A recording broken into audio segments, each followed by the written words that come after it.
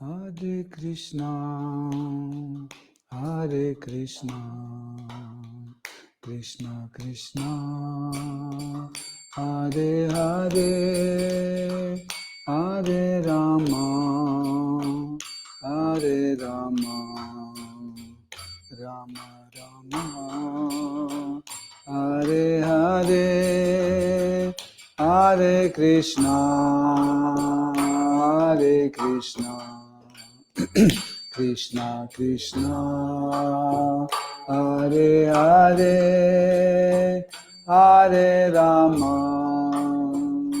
Hare Rama, Rama Rama, Hare Hare, Hare Krishna, Krishna, Les amis, je Krishna, Krishna, ne vous entends pas personnellement. Je ne sais pas Hare si les autres vous entendent. Hare Rama, Est-ce que vous m'entendez ou est-ce que je suis le seul à rien entendre? Hare Hare, Hare Krishna, Hare Krishna. Ah ok, autant pour moi, désolé. Krishna,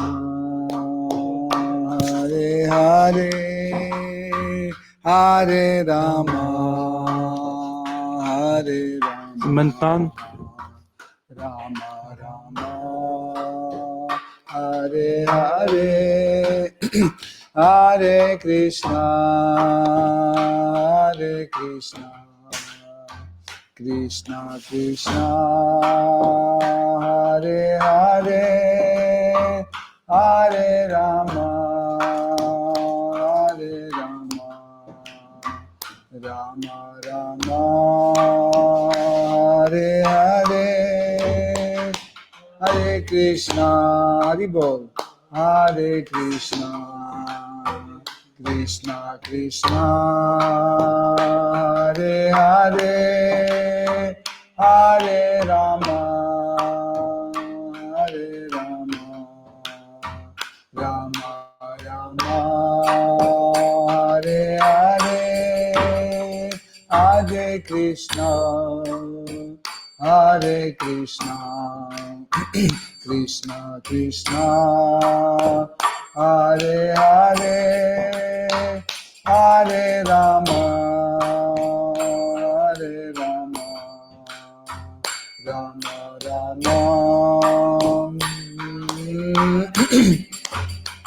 Hare Krishna, Hare Krishna, Krishna Krishna, Hare Hare, Hare Rama, Hare Rama, Rama Rama, Hare Hare, Hare Krishna, Hare Krishna,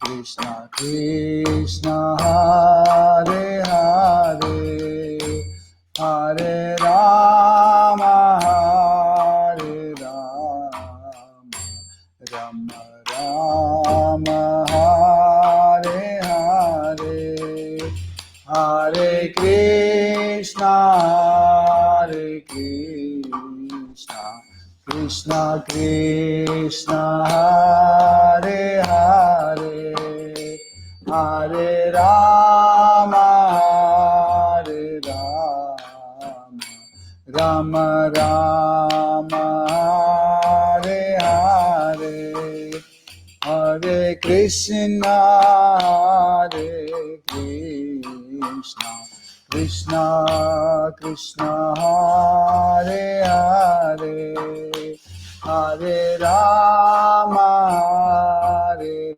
Rama, Rama Rama, Hare Hare, Hare Krishna, Krishna Krishna, Hare Hare, Hare Rama, Rama Rama, Hare Krishna, Krishna Krishna, Hare Hare, Hare Rama, Rama Rama, Hare Hare, Hare Krishna, Krishna Krishna, Hare Hare, Hare Rama, Rama Rama, Hare Hare, Hare Krishna, Krishna Krishna, Hare Hare, Hare Rama, Rama Rama, Hare Hare, Hare Krishna, Krishna Krishna, Hare Hare, Hare Rama, Rama Rama, Hare Hare, Hare Krishna, Krishna Krishna, Hare Hare, Hare Rama, Rama Rama, Hare Hare, Hare Krishna, Krishna Krishna, Hare Hare, Hare Rama, Rama Rama, Jayo Radha Madhava Kunja Bihari,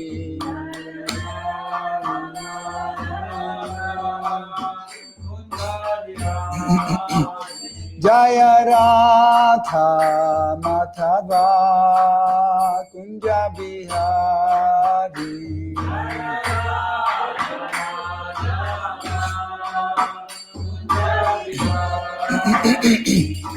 Gopi Jana Vallabha Girivaradhari,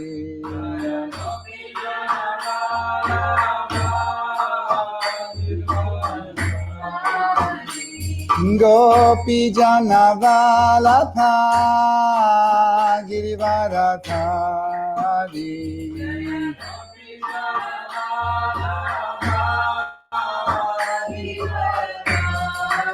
Yashodanandana Vraja Janaranjana,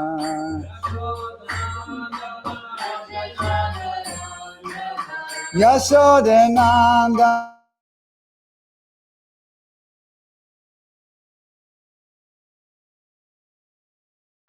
Shri Jagannath Swami Patita Pavana Ki Jai, Shri Jagannath Shri Baladev Shri Mati Subhadra Devi Ki Jai, Shri Shri Radha Govinda Ki Jai, Jai Sitaram Lakshman Hanuman Bharata Shatrugna Ayodhya Ki Jai, Shri Shri Lakshmi Nrsimha Prahlad Maharaj Shri Sudarshana Chakra Ki Jai, Shri Shri Nitai Sachi Suta Advaita Chandra Gadadhara Shiva Sadi Gaura Bhakta Vrinda Ki Jai, Tulasi Maharani Bhakti Devi Ki Jai, Saraswati Devi Ki Jai, Shri Guru Parampara Ki Jai, Srila Prabhupada Patita Pavana Ki Jai, Shri Guru Deva Ki Jai, toute gloire de vos assemblées.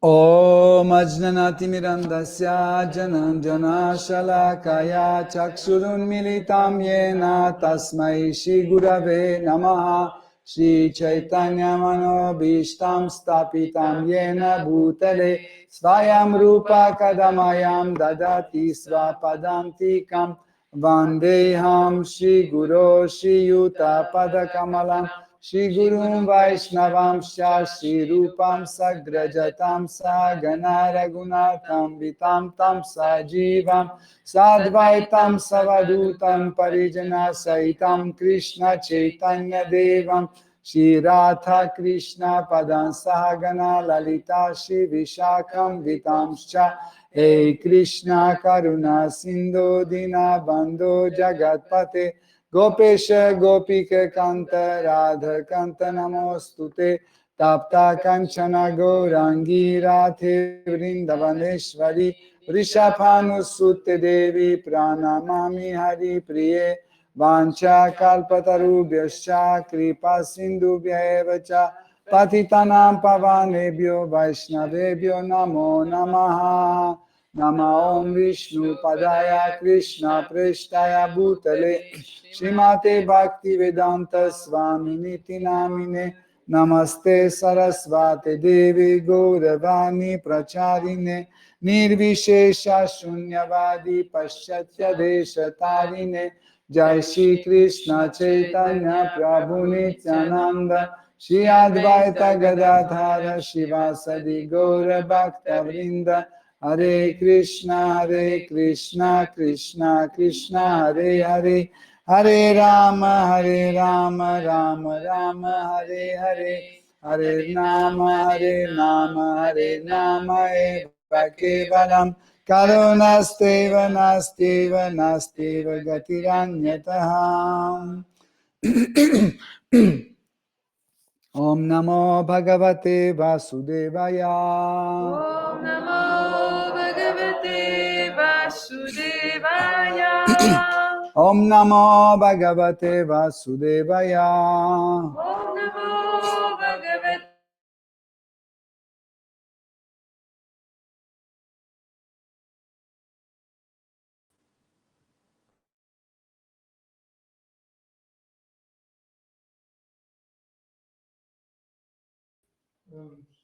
Plutôt. Okay. Sinon, Ah, c'est juste. Ah, ok. Bah, apparemment, ça vient de s'arrêter. C'est bon. Désolée. okay. La traduction. Traduction. Le mental matériel recouvrant l'âme l'entraîne dans une forme de vie à une autre. Ce qu'on appelle la roue de l'existence matérielle, du fait de son mental, l'âme expérimente le malheur ou le bonheur matériel. Illusionné de la sorte, le mental l'incite à de nouveaux actes vertueux et impie avec les conséquences qu'il entraîne, karma. Et l'âme devient ainsi conditionnée. Teneur est porté par sa divine grâce, Bhaktivedanta Swami Srila Prabhupada. Les activités du mental sous l'influence de la nature matérielle sont cause de bonheur et de malheur en ce monde. Aveuglée par l'illusion, l'âme distincte poursuit éternellement son existence conditionnée sous différents noms. On qualifie ces êtres de Nitya Badha, ou éternellement conditionnés. En somme, le mental est à l'origine de l'existence conditionnée. C'est pourquoi la pratique du yoga dans son ensemble vise à s'assurer la maîtrise du mental et des sens. Une fois le mental maîtrisé, les sens le sont automatiquement et l'âme se trouve sauvée des suites de l'action vertueuse ou impie. Si l'on dépose le mental aux pieds pareils au lotus de Shri Krishna, Savai Manaha Krishna Padara Vidayo, les sens seront automatiquement employés à son service et lorsqu'il absorbe son mental et ses sens dans le service de dévotion, l'être distinct devient naturellement conscient de Krishna. Comme le confirme la Bhagavad Gita, celui qui médite toujours sur Krishna devient un parfait yogi. Yoginam api sarvesham mad gate nantaratmana. Cet antaratma, le mental, est conditionné par la nature matérielle. Ainsi qu'il est expliqué ici, Maya Rachitaratma Svadehinam Samsriti Chakra Kuta. Le mental vu sa très grande puissance, recouvre l'âme distincte et la plonge dans les vagues de l'existence matérielle. Merci.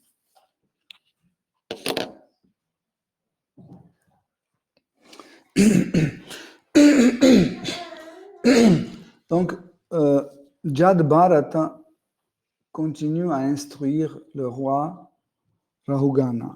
Donc,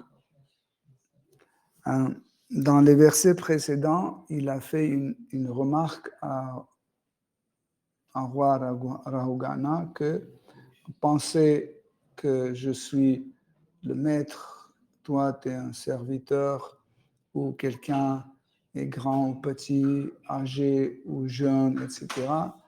Tout cela ne donne pas la compréhension de la vie spirituelle, ou autrement dit, ça ne nous amène pas à la position authentique ou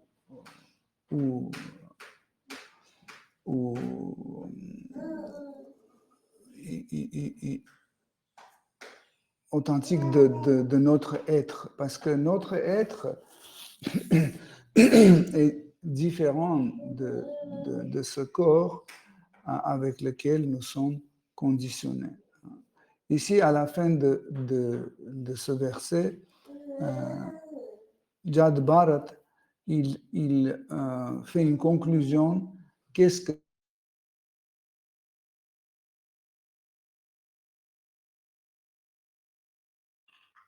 donc, comment on devient un être conventionnel, hein? Tout en premier,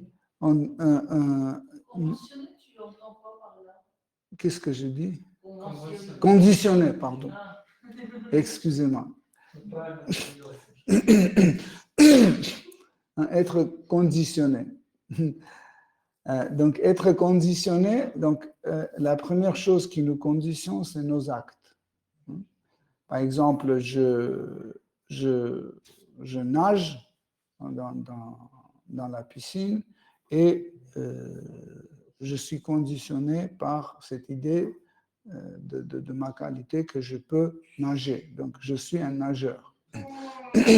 Ou je n'arrive pas à nager, je commence à être conditionné de cette idée et je pense que je ne suis pas un nageur. Mais dans la Bhagavad Gita, Krishna explique quelque chose de très important.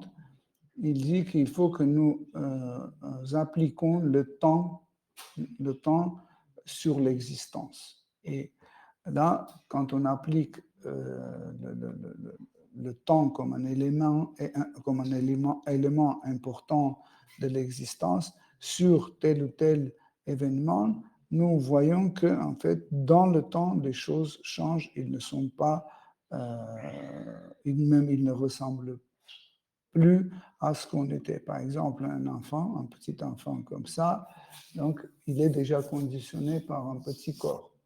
On dit c'est un enfant.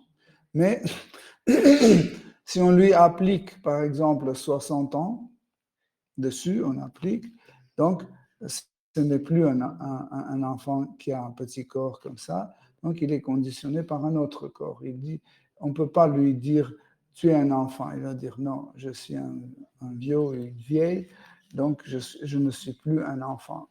En fait, c'est quoi qui a changé ces choses-là? C'est le temps. Donc, pour cela, les écrits sacrés nous conseillent de voir chaque chose dans le temps. Comme ça, nous pouvons en fait vérifier l'authenticité des choses. Donc, le conditionnement est très large.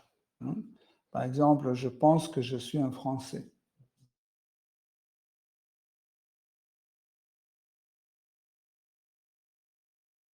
Pigeons. Ces pigeons-là, est-ce qu'ils sont des Français ou pas? Pourquoi ils ne sont pas conditionnés? Est-ce que si un pigeon anglais va venir ici, est-ce qu'on verra la différence? Est-ce qu'il sera conditionné est-ce qu'il va plus comprendre les pigeons français? Non, parce qu'en fait, leur conditionnement est différent. Ils pensent qu'ils sont les pigeons, et les pigeons n'ont pas la citoyenneté. Ils n'ont pas de... Par exemple, ça c'est une chose que les pigeons ne sont pas. Par exemple, les chiens, ils ne sont pas conditionnés par la position sociale. Hein? Ils ne sont pas conditionnés par la position sociale. Est-ce qu'un chien pense qu'il est, je ne sais pas, président ou autre chose, Donc, en observant en fait tout cela, nous pouvons arriver à une conclusion que, en fait, chaque être vivant est conditionné d'une façon différente. Par exemple, un cristal, il est conditionné aussi par sa forme, par ses qualités. Par exemple, il est convaincu qu'il ne peut pas courir, il est convaincu qu'il ne peut pas chanter, etc., etc. Pourquoi? C'est quoi qui lui conditionne? C'est son corps. Et nous voyons qu'en fait, la première chose qui nous conditionne, c'est le corps, et ce conditionnement nous ne laisse pas sortir de ce cercle qui nous enferme. Voilà pourquoi, en fait, les gens n'acceptent pas Dieu. Ils ont beaucoup de difficultés à accepter Dieu, la personne suprême. Pourquoi? Parce que ils sont déjà conditionnés par une idée qu'on nous donne dans la famille ou dans l'école. À l'école, on nous dit que Dieu n'existe pas, et donc ça nous conditionne. Ça nous conditionne et nous pensons que Dieu n'existe pas. Ou on donne un autre élément pour le conditionnement. On dit que, en fait, quand vous allez vieillir, vous allez toucher votre retraite. Et nous on travaille, on investit cet argent pour avoir la retraite, mais quand le moment de la retraite arrive, il y a une réforme et cette réforme annule notre retraite. Donc, encore une fois, ici nous voyons que le temps appliqué dessus peut facilement changer des choses. Et ici,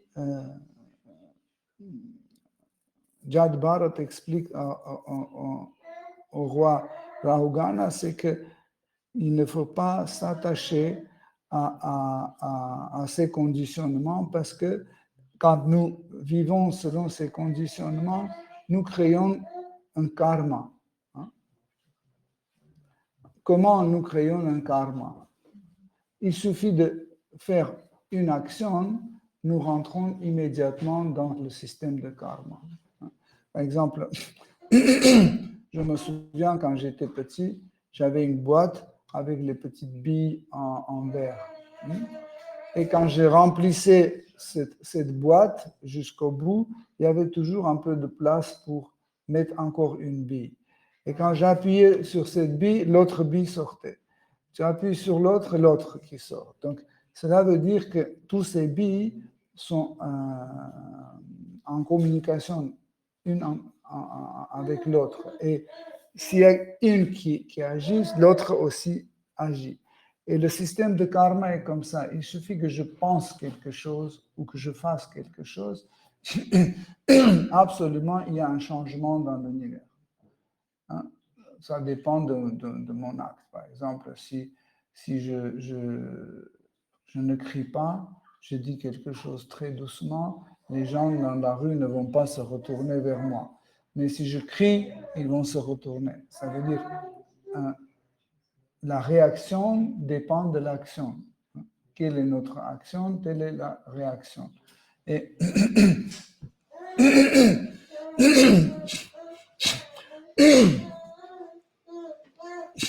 ici, Jad Bharat essaie d'expliquer que, en fait, l'homme, il devient conditionné par cet acte et il rentre dans le système de karma. Et comme il disait dans les versets précédents, il dit que il y a des, il y a des moyens de sortir de ce cercle de karma. Et chaque homme intelligent doit penser que tôt ou tard, il y a quelque chose qui va arriver à moi, donc mieux que je sorte de cet encerclement. Par exemple, je ne sais pas si, selon mes actes que j'ai eus il y a 350 000 ans, peut-être j'ai fait quelque chose il y a 350 000 ans, et la réponse ou le retour à mon acte va venir aujourd'hui ou demain, je ne sais pas. Parce que notre conditionnement aussi nous ne laisse pas voir le passé, le présent et le futur. Donc pour ça, nous avons cette difficulté à savoir est-ce que ma condition, mes conditions de vie actuelles, est-ce qu'ils peuvent m'assurer ou rassurer ma vie actuelle. Parce que ma vie actuelle, je pense que j'ai assez d'argent, ou j'ai ceci, j'ai cela, etc. Mais il y a un retour qui arrive parce que dans mes vies précédentes, j'ai fait certaines choses dont le retour, c'est une maladie. Et puis je tombe malade et je vais mourir demain. Et je vois qu'en fait, que tout ce que j'ai voulu en fait faire, etc., tout ce que j'ai obtenu, par exemple, j'ai eu une grande maison, j'ai eu je sais pas, beaucoup d'argent, etc., mais tout cela, il n'est plus utile. Pourquoi? Parce que ma vie a changé et je n'ai plus besoin de tout ça. Et en réalité, dans ce monde matériel, cette notion de mort est un peu compliquée pour la plupart des gens. Ils pensent que la mort, c'est quelque chose de définitif. Mais en réalité, la mort, c'est juste un changement d'état, un changement de corps et de la forme. Et ici, Jad Bharat explique qu'en fait, le mental, qui est au milieu de tous les sens, c'est lui qui dirige en fait notre corps subtil vers un autre corps grossier. Par exemple, comment moi, je peux devenir un chien? Cette énergie matérielle se développe et prend la forme selon un programme que nous appliquons sur l'énergie matérielle. Ce programme s'appelle une idée. Une idée, c'est un état de la conscience qui a un concept défini déjà. Ça veut dire une idée. Par exemple, j'ai une idée d'avoir une maison. C'est une idée.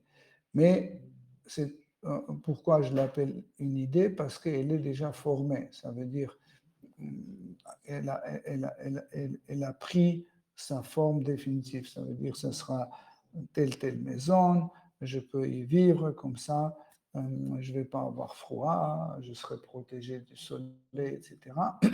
Cette idée est dans ma tête. Mais à partir du moment quand cette idée est appliquée sur l'énergie matérielle, par exemple, l'énergie matérielle, c'est les briques, par exemple. Les briques, le béton, l'armature, tout cela, c'est l'énergie matérielle, n'est-ce pas? Donc, dès que cette idée est appliquée sur cette forme de la matière, de l'énergie matérielle, les briques et l'armature et le béton, ils prennent une forme de la maison. pareil, quand cette idée nous intéresse plus, etc., on applique une autre idée de la destruction de cette idée, ça veut dire cette idée nous plaît plus ou il est inutile, comme ça nous pouvons détruire en y appliquant en fait cette nouvelle idée de la destruction. Et pareil, quand on devient un chien, c'est quoi qui se produit? C'est que la première chose, c'est certaines envies que nous avons déjà dans le corps humain, hein, parce que nous pouvons être dans le corps humain, mais avoir envie d'aboyer, avoir envie de agiter la queue, se nourrir avec ce qu'on nous donne, ou protéger quelqu'un, etc., etc. Tous ces envies, tous ces désirs, en fait, commencent à former cette forme. Hein. Et si vous décrivez un chien, vous voyez que en fait, ces fonctions sont bien adaptées au désir d'un chien. Les fonctions d'un poisson, par exemple, sont adaptées au désir de poisson. Par exemple, moi, j'ai un désir de rester sous l'eau, mais pas 5 minutes, 10 minutes, mais des mois, des années, j'ai envie de rester comme ça dans l'eau. Okay? Mais cette forme humaine, ne laisse pas de rester sous l'eau. Okay? Il faut une autre forme. Et c'est là où, en fait, notre conscience, hein, à l'aide de mental, se déplace vers une nouvelle situation.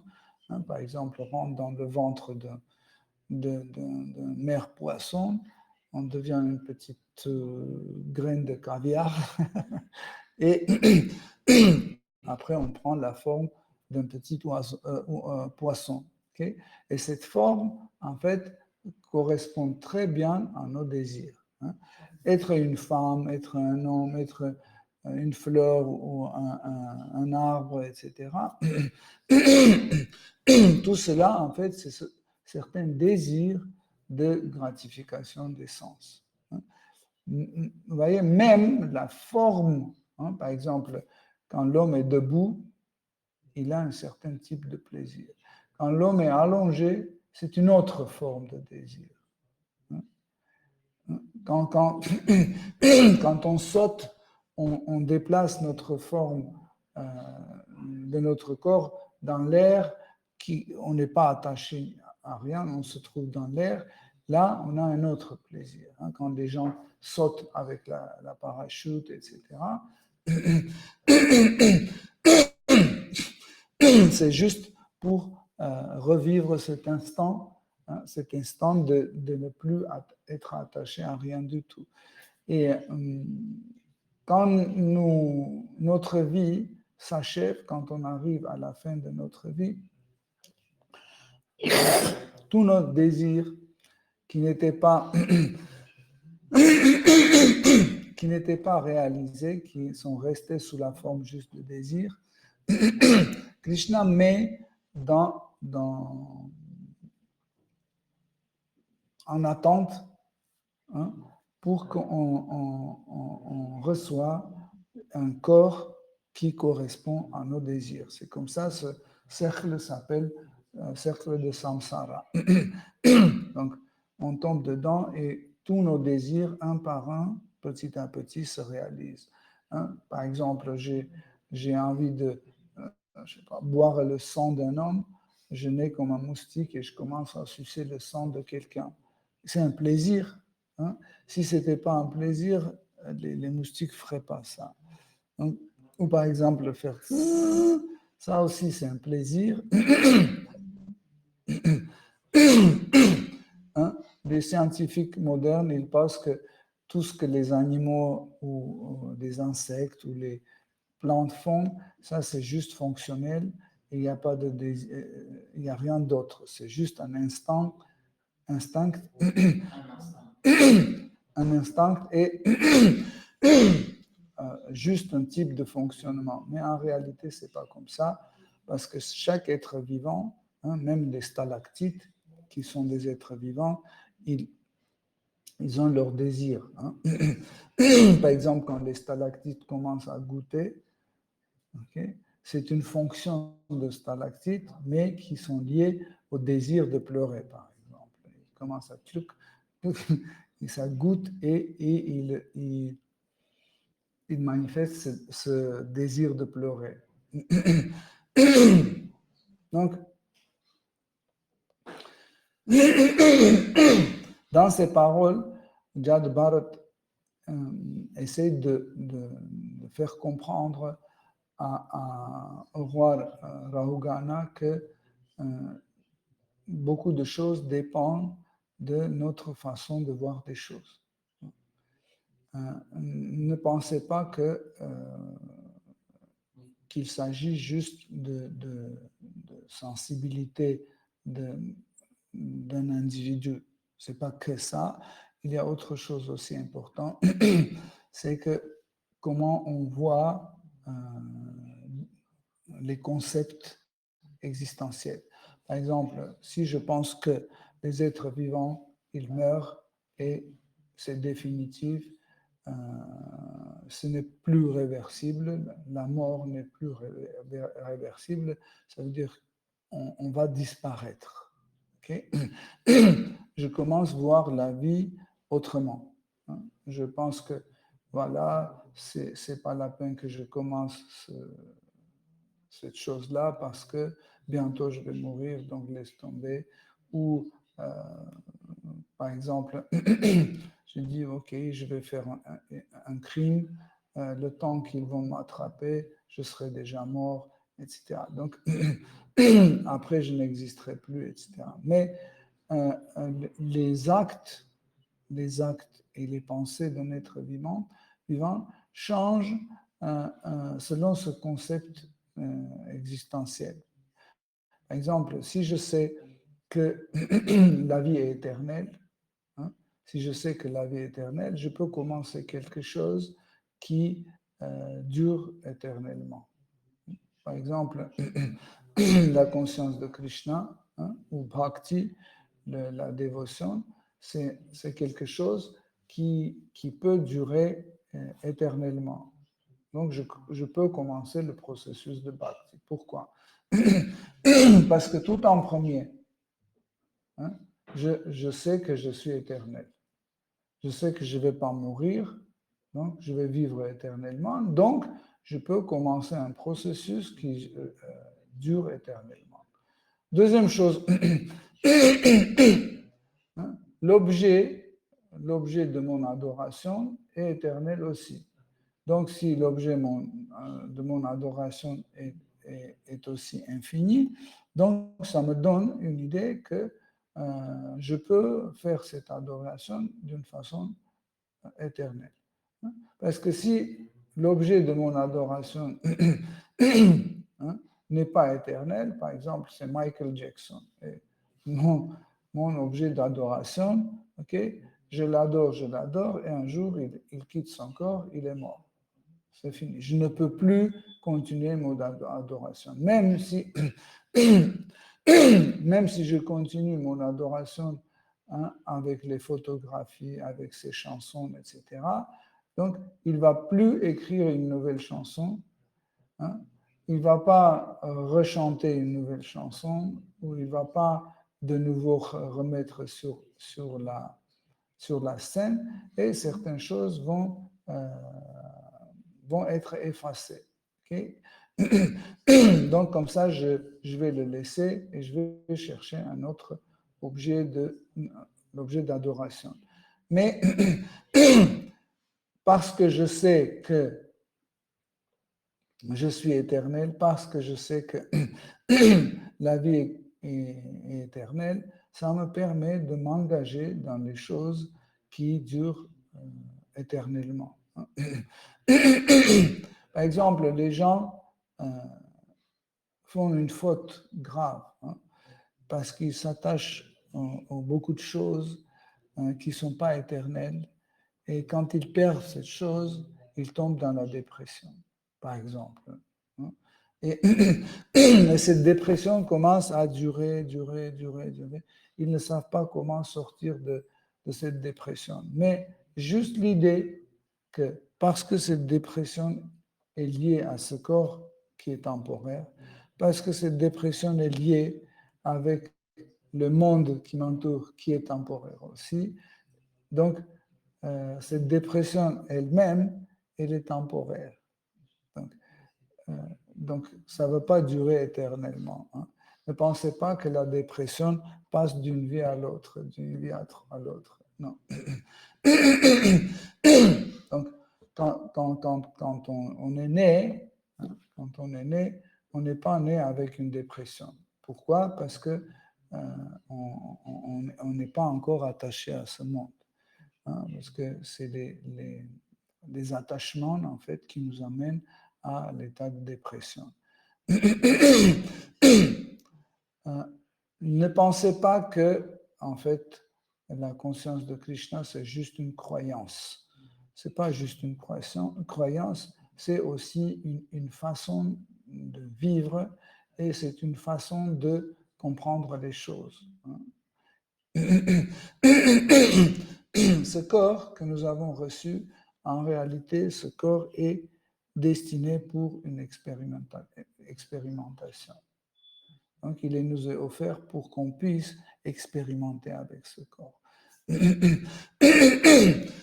Mais si nous mettons ce corps dans les situations où l'expérience devient impossible, donc nous allons rater en fait cette expérience. Pourquoi les transcendentalistes, ils arrêtent de boire l'alcool, fumer les cigarettes, drogue, etc. On ne mange pas de la viande, tout ce qui est obtenu à travers la violence, et on ne joue pas le jeu d'hasard, on n'a pas de relations sexuelles illicites. Pourquoi tout ça, en fait? Parce que celui qui suit ces principes, hein, qui applique ces principes dans sa vie, il crée une meilleure situation pour expérimenter avec son corps. Hein. Par exemple, imaginez que vous allez dans un laboratoire de chimie pour expérimenter avec les trucs en verre. Hein? Éprouvette. Hein? Mais on ne respecte pas les conditions de la laboratoire. J'arrive les mains sales, par exemple, dans l'huile.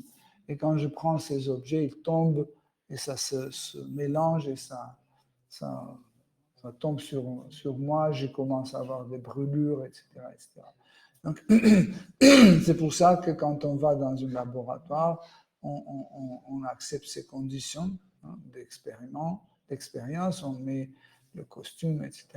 Pareil, quand on veut vraiment expérimenter la vie spirituelle, si on respecte les conditions de l'expérience, hein, absolument, on va réussir.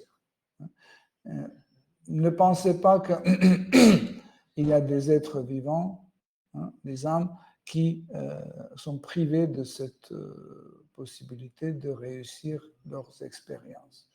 Ça n'existe pas. Tout être vivant, ils ont cette capacité. Hein. Et comme ça, l'homme commence à expérimenter. Hein. Par exemple, nous pouvons avoir une mauvaise expérience dans la vie jusqu'au moment où on a rencontré un spiritualiste. Hein. Par exemple, un dévot de Krishna, on a rencontré.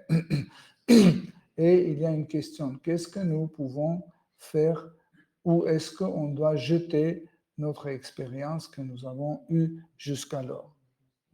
En réalité, les livres sacrés disent que cette expérience vécue peut devenir un matériel de la réflexion.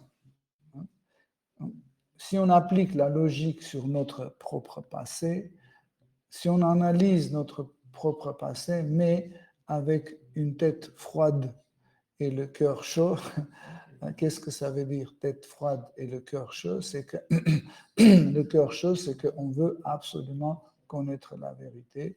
Et la tête froide, ça veut dire que le mental contrôle nos sens. Hein. Comme ça, c'est la meilleure situation pour notre expérience. Et c'est là, quand on reste en fait dans cet état assez longtemps, donc ça me permet de réaliser notre vrai être, qui je suis. Parce que nous avons parlé de conditionnement. Donc, pour sortir petit à petit de conditionnement, nous devons utiliser notre mental et notre conscience. Notre mental et notre conscience, notre intellect, ils nous permettent d'accepter certaines idées. Par exemple, que je ne suis pas un homme, ou je ne suis pas une femme, je ne suis pas un vieux, ou je ne suis pas un jeune. Je suis différent. Vous voyez, juste cette idée de l'accepter, ces choses-là, ça devient nos premiers pas de cette expérience spirituelle. Parce que après, nous commençons à sentir notre vrai être. Par exemple, maintenant, vous sentez que vous existez. Vous n'avez pas des doutes de votre existence. Hein, et vous n'avez pas de doute comment vous êtes. Hein, vous êtes sûr. Quand vous pensez à vous-même, vous avez une idée de vous-même, une forme de vous-même, etc. etc. Okay? Mais en acquérant cette expérience spirituelle, vous pouvez maintenant avoir cette idée de soi-même qui n'est pas un homme, qui n'est pas une âme, une femme, etc., etc. Et vous pouvez agir ainsi. Comme ça, quand nous commençons à agir comme une âme, hein, notre conditionnement commence à disparaître. Nous commençons à vivre comme une âme. Et quand nous commençons à vivre comme une âme, toutes les influences de l'énergie matérielle commencent à agir sur notre corps, mais pas sur notre esprit.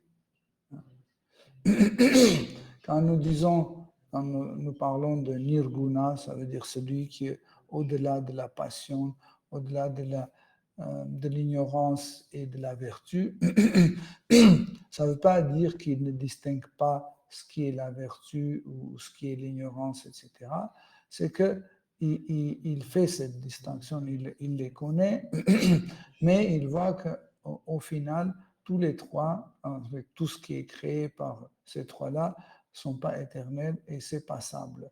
Et en réalité, il comprend qu'en fait, ils agissent seulement sur leur corps et pas sur leurs esprits. Ça, c'est le premier pas de notre expérience dans la vie spirituelle. Et petit à petit, en fait, l'âme découvre une chose dont la partie elle est. Hein. Elle comprend qu'elle est une petite partie de quelque chose énorme, d'une quelque chose sans limite, etc. Ça, c'est vraiment ça. Ça vient par la nature des sentiments. C'est quelque chose que d'abord nous pensons, nous devenons conscients. Par la suite, quand on est déjà conscient, on commence à le revivre, ça devient sentimental. C'est et ça, c'est une preuve que notre vie spirituelle a déjà commencé. Donc, Jada Bharata, en instruisant le roi Rahugana, il lui aide petit à petit s'intégrer dans le cadre de la vie spirituelle. Parce qu'il voit que le roi Rahugan manifeste ce désir de comprendre ce qui est la vie spirituelle et qu'est-ce que c'est la vérité absolue. Alors, Hare Krishna, chers dévots, si vous avez des questions, des commentaires, Qu'est-ce que c'est agir comme une âme? L'âme, en fait, a 3 aspects importants. C'est qu'elle se sent éternelle. Donc, ça veut dire quand on commence à se sentir une âme, donc nous avons toujours ce sentiment que la vie ne va jamais s'arrêter. Il n'y aura pas un moment quand j'arrêterai mon existence. Et je peux m'engager dans les projets qui vont durer 1 million d'années, ou je ne sais pas combien. Pourquoi? Parce que je sais que en fait, le corps est mortel et moi, je suis immortel. Deuxième aspect, c'est que je peux toujours avoir la connaissance qui est nécessaire pour moi pour pouvoir atteindre le but de ma vie. Par exemple, je sais que le plus important, c'est de trouver Dieu et rétablir mes relations avec Dieu. Donc ça devient possible à travers la conscience et connaissance. Donc, ça veut dire l'âme, quand on agit comme une âme, ça veut dire que nous commençons à acquérir la connaissance qui nous met en liaison avec Dieu. C'est d'abord la première, en fait, le premier pas de liaison avec Dieu, ce premier pas, c'est la connaissance. Par exemple, si je ne connais pas du tout Dieu, je ne peux pas rentrer avec lui en contact. Par exemple, si je ne connais pas Dmitri, comment je peux devenir son ami si je ne le connais pas? Donc, c'est la conscience et la connaissance, en fait, me permet de découvrir Dieu. Et quand je le découvre, je peux avoir cette connaissance qui me lie à Seigneur suprême. Et troisième chose, c'est l'ananda, la félicité. Ananda est toujours avec l'âme. L'âme est toujours dans la félicité. Et quand on commence à vivre et agir comme une âme, nous voyons qu'en fait, peu importe nos actes, comme le résultat de nos actes, nous avons la félicité. Même quand, entre guillemets, nous avons une souffrance, cette souffrance a comme résultat, comme fruit, à la félicité. Tandis que quand nous nous sentons comme un corps, cette félicité ne vient pas. Surtout quand on souffre, la félicité ne vient pas. Okay? Donc, pour cela, nous étudions en fait les livres sacrés qui nous montrent l'expérience des personnes qui ont déjà fait ce chemin et ils nous apprennent comment nous doivent agir tout d'abord de façon consciente. Quand on est conscient, petit à petit, l'accumulation de cette conscience spirituelle nous amène à nos sentiments.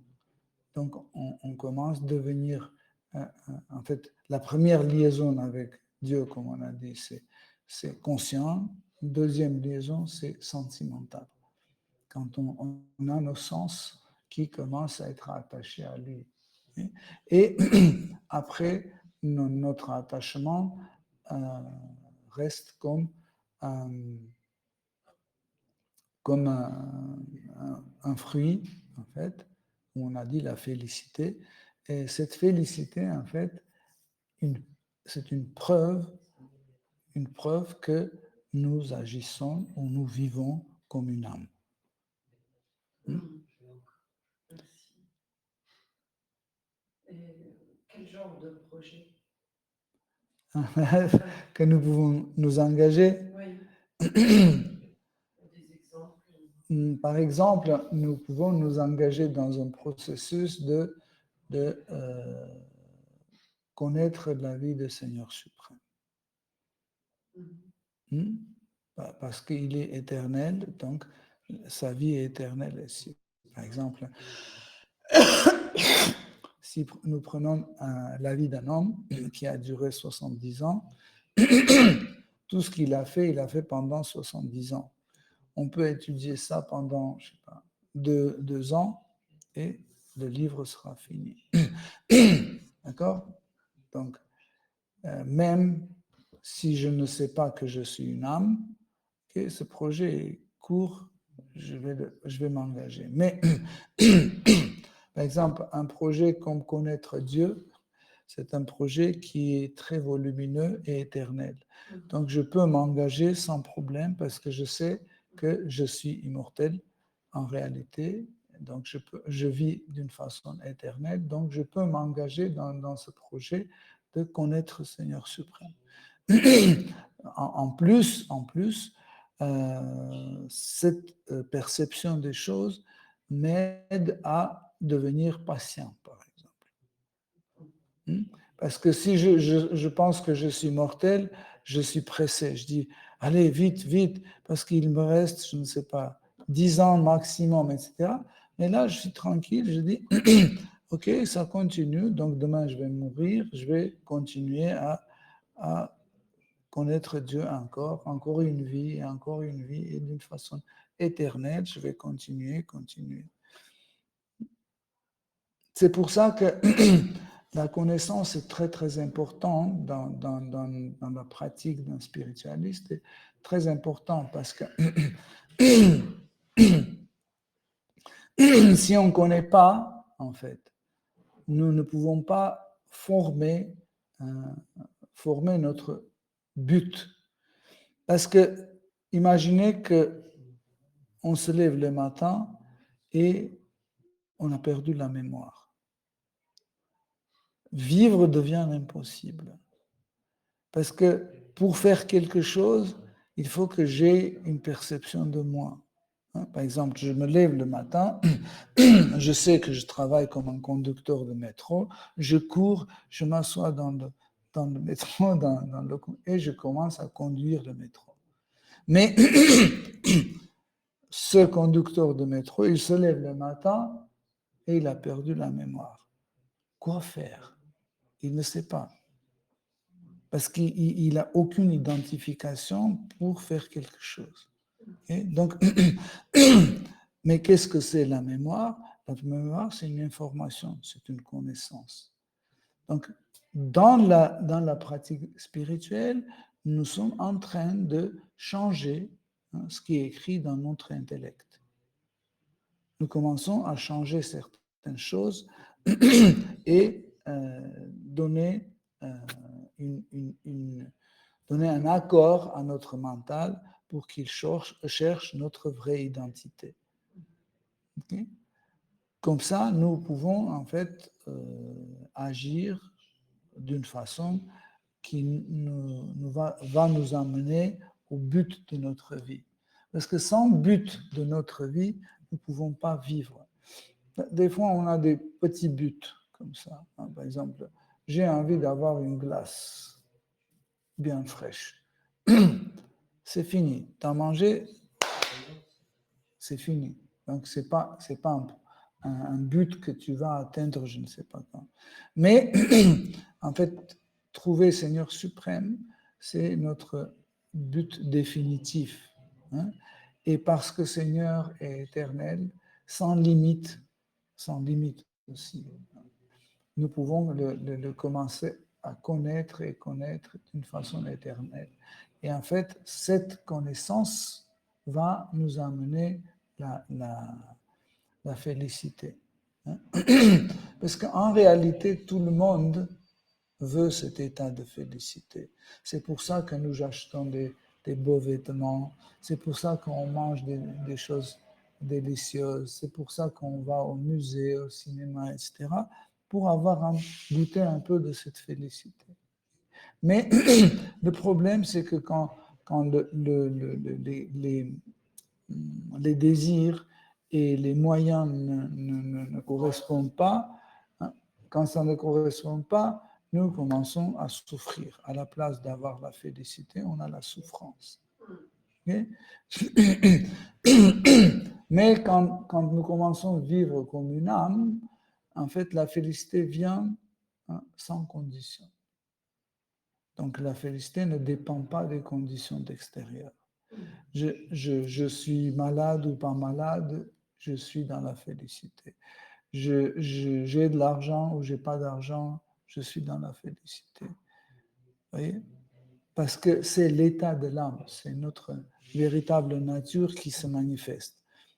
Tandis que toute autre chose, tout autre conditionnement, par exemple la mode ou l'âge ou autre chose, ce sont des choses que ils sont déjà relatifs. Ils sont déjà relatifs et cette relativité nous met des fois dans le bonheur, des fois dans le malheur. C'est comme ça. Mais à partir du moment quand on change notre conscience, on commence à goûter cette félicité. La définition de félicité, c'est un état de paix. C'est un état beaucoup plus fort que l'état de paix. En fait, la félicité, c'est un état de sûreté de l'existence et que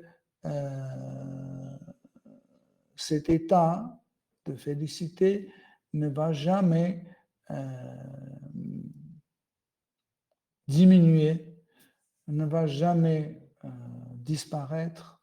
C'est tout à fait le contraire. Ça commence à devenir plus grand, et toujours il y a une sensation de nouveau.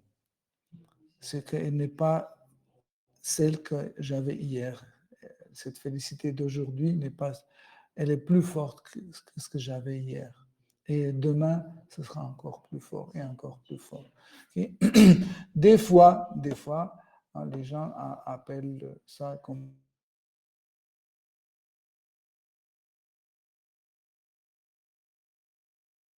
bonheur. Par exemple, j'ai une chaise et je suis heureux. J'ai perdu cette chaise, je suis malheureux.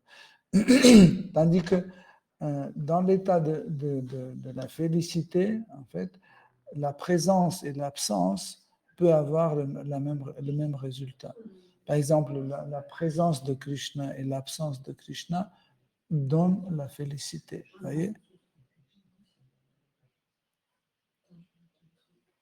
Oui. Merci. Hare Krishna, j'ai une question. Oui. Oui, j'ai une question. Ça, c'est Kevin à l'appareil. C'est une question qui a un peu un rapport avec ça, mais j'aimerais savoir. Globalement, il y a 7 milliards d'habitants sur Terre. On approche peut-être les 8 milliards. Les êtres humains procréent, donc des bébés, donc des êtres humains. Et donc, il y a les âmes qui viennent dans ces corps. Donc, la population est en train de croître. Donc, ça veut dire qu'il y a énormément d'âmes qui attendent des corps.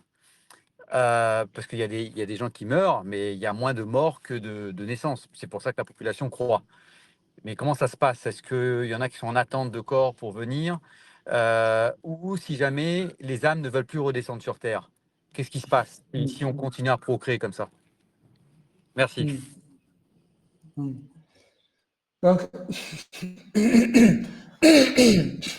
en fait, Krishna, il gère en fait ce processus de la naissance, de la mort, d'incarnation, etc., d'une façon parfaite. Donc, nous avons dans le monde matériel, nous avons beaucoup d'univers, différents univers, et nous pouvons aussi voyager d'un univers à l'autre. Par exemple, notre univers, qui est un univers de 4 dimensions. Okay? Par exemple, ici, je meurs ici, comme un homme, j'ai vécu 100 ans ou 200 ans, et je suis mort sur la terre, et après, ma nouvelle vie, c'est la vie comme une petite pierre dans un océan. Okay? Ce n'est pas forcément que je dois renaître dans ce monde, dans cet univers, comme une petite graine de sable. Je peux naître dans un autre univers. Un autre univers qui est 6-dimensionnel ou 10-dimensionnel. Parce qu'après, je dois avoir un corps d'un éléphant à, je ne sais pas, à 4 trompes, par exemple. Et ce genre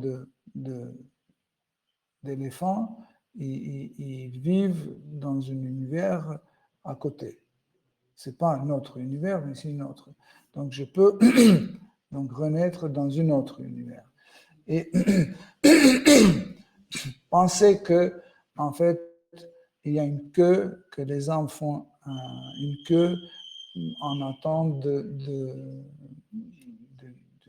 d'un corps humain, par exemple, ou d'un corps de cheval ou autre. Donc, Krishna gère ça d'une façon extraordinaire. Il fait de telle sorte que, en fait, chacun trouve son moment et trouve son corps au bon moment, dans le bon endroit, selon son karma. Par exemple, à Paris, disons, chaque jour, il y a la naissance de 5000 personnes, par exemple. Chaque jour, 5000 personnes. Donc, nous ne devons pas penser que on doit absolument avoir 5000 hommes à Paris qui vont mourir pour prendre le corps de ces nouveau-nés, 5000 nouveau-nés. Ce n'est pas comme ça. Parce que, en fait, par exemple, une personne qui vient de naître aujourd'hui à Paris, sa vie précédente peut-être était un vie de crocodile en Afrique, ici dans notre univers, ou c'était un microbe qui vient d'une autre planète, un autre univers carrément. Okay? Donc, par exemple, ici, il y a beaucoup plus de mourants, okay? Mais dans les planètes édéniques, on ne meurt pas de cette façon. Donc, et on ne meurt pas de cette fréquence. Donc, c'est pour ça que cette idée qu'il y aura un déficit par rapport à la naissance ou par rapport à la mort, ça n'existe pas parce que cette logistique est très bien organisée par Shri Krishna et chacun va naître selon son karma dans un endroit où il doit naître et dans un corps dans lequel il doit naître. Est-ce que j'ai répondu à ta question, Kevin? Oui, je sais que c'est complexe comme question et comme réponse, mais oui, je comprends qu'il y a une gestion qui est faite. J'avais oublié qu'il y avait des multi-univers. C'est mon erreur. Merci. Même si tu veux, je peux ajouter encore une petite chose, c'est que des fois, en fait, notre univers est détruit partiellement. Donc, les planètes inférieures et les planètes moyennes sont détruites. Il y a juste les planètes supérieures qui restent pendant la nuit de Brahma. Et quand la nuit de Brahma est finie, Brahma recrée encore ces deux systèmes planétaires, inférieur et moyen. Notre planète Terre est considérée comme une planète de système moyen. Donc, quand en fait ces deux systèmes planétaires sont détruits, en fait notre karma reste, la plupart des êtres vivants gardent leur karma pour notre prochaine vie sur les planètes inférieures ou sur les planètes moyennes. Donc temporairement, ils sont réfugiés, ils trouvent leur refuge dans le corps de Garbhodakasha et Vishnu. Ils rentrent à travers le tige, à travers le tige de notre univers, ils rentrent dans le corps de Garbhodakasha et Vishnu. Et après, dès que Brahma commence à créer de nouveau les planètes inférieures et moyennes, donc les êtres vivants sortent du corps de Garbhodakasha et Vishnu progressivement et chacun à son tour trouve son corps de chat, de chien, de l'homme, d'éléphant, etc., etc. Mais quand il y a la destruction complète de l'univers, donc Mahavishnu, qui est allongé sur l'océan causal, il commence à aspirer tous les univers. Et tous les univers rentrent, avec tous ses habitants, rentrent dans les ports de corps de Mahavishnu et ils disparaissent. Mais qu'est-ce que ça veut dire? Ils disparaissent, c'est qu'ils perdent leur corps, un corps grossier, corps subtil, et ainsi que, en fait, en perdant le corps subtil, ils perdent toute leur mémoire. Donc, c'est pour ça que quand il y a de nouvelles créations, donc quand les êtres vivants reviennent de nouveau pour être incarnés, donc Paramatma leur rappelle partiellement qui ils étaient, quel était leur désir, qu'est-ce qu'ils voulaient devenir, et petit à petit, ils redonnent leur karma. Mais, partiellement. Parce que c'est comme tu as ton disque dur et tu as de gros, comment ça s'appelle, de gros trucs qui enregistrent tout. Oui. Donc, on n'a pas besoin de toute cette information en état actif, mais on a l'accès. Comme ça, Paramatma ne surcharge pas en fait notre intellect, parce que sinon, si elle surcharge notre intellect, ce sera très difficile à manipuler en fait toute cette mémoire. Tu veux dire qu'il nous donne la mémoire pour vivre cette vie-là, pas de toute l'évidence. Je pensais que tu disais pour cette vie, il donne partiellement. Selon le karma. Comme ça, c'est aussi une réponse à ta question, Kevin, que des fois, il y a l'état où les âmes se trouvent sans corps. Par exemple, dans le corps de Mahavishnu, il se trouve dans un état de sommeil méditatif. Yoga Nidra, c'est un sommeil méditatif. Pourquoi? Parce que Seigneur suprême, Mahavishnu, lui aussi, il se trouve dans cet état de sommeil méditatif. Donc, ce sommeil méditatif en fait, est partagé un peu avec les êtres vivants.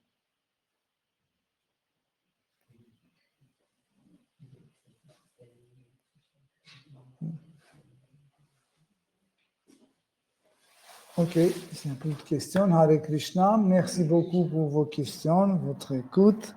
Shishimad Bhagavatam ki jai, Srila Prabhupada ki jai. Toute gloire de vos assemblées, Hare Krishna. Une photo ensemble?